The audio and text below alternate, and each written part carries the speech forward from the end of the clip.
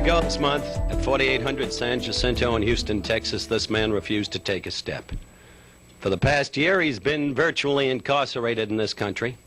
He's undergone all of this for the obvious reason that he didn't have the courage to fight such as Joe Frazier, Jerry Quarry, and Jimmy Ellis. Why would you say that? I didn't have the courage to fight Joe Frazier and Jimmy Ellis and Jerry Quarry. I mean, why would you say that? I mean, you know, I've never showed no fear of nobody. And why would you, as many times as you have came to my fights, knowing you had money bet on other people, I beat them. I mean, why would you, seriously, I mean, why would you sit here on television and talk about me being afraid of Jerry Quarry or Joe Frazier? I mean, that's wrong. I mean, we just don't get along no kind of way. And you've been spreading that kind of gospel at every college campus in this country. Every college that I go to, everybody asks me about Howard Cosell. Why is it that you and Howard Cosell can't get along? And my answer is, we just don't get along. I mean, you just talk a lot of stuff that don't make sense. I mean, why would you open up the show and you told me you were going to ask me a few nice questions. Why would you open up the show talking about I'm afraid of Joe Frazier and Jerry Quarry? You really believe that they have a chance against me? Well, I think you come to all of my fights. You follow me all over the world, Germany, London, Canada, and I see you at ringside talking about these homemade champions. Now, do you really believe they could beat me? I'll answer that question in a moment. I first want to document your record.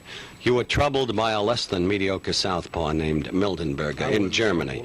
You showed me nothing against Chevalo, relying upon the fact that he gave you water on the knees with low blow up on. You've never seen me hurt or beat. What you mean I didn't show you nothing? That's the kind of appreciation I get from you coming all over the world. The company wouldn't pay your way to these countries for nothing. If I wasn't fighting so regular, you wouldn't have gotten to see the world. And now you're going to down me because I'm not fighting and talk about I got trouble with these boys. I beat those boys easy. Now, wait a minute.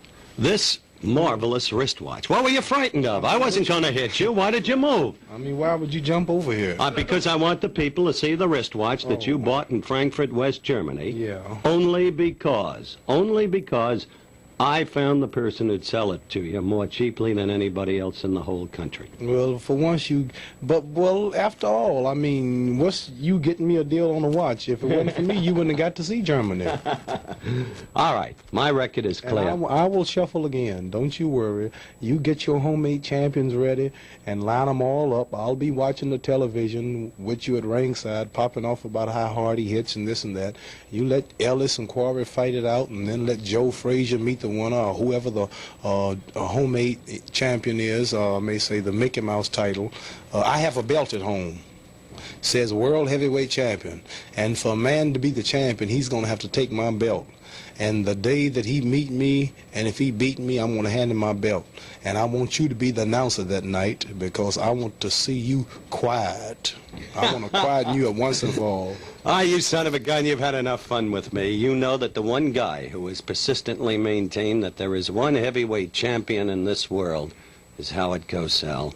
And I have said repeatedly that you could beat all of these guys. But you make a lot of cracks. I mean, you just said I had a lot of trouble with these boys, and you're talking about me getting out of boxing in time to duck Frazier and this and that, and I don't know what you're going to do. Mm-hmm. You don't look as broke as you're supposed to be. No, what you mean, bro? Everybody says you're broke. You got no money. You gave it all to Elijah Muhammad. No, how could I give it to Elijah Muhammad? I mean, the American government took 90% of all of my money before I got it. You know that Lowell Sponsoring Group had that deal called the Joe Louis tax law. The fact of the matter is, the thing you've missed most over the past year were the steady vocal sparring sessions that we enjoyed on Wide World of Sports.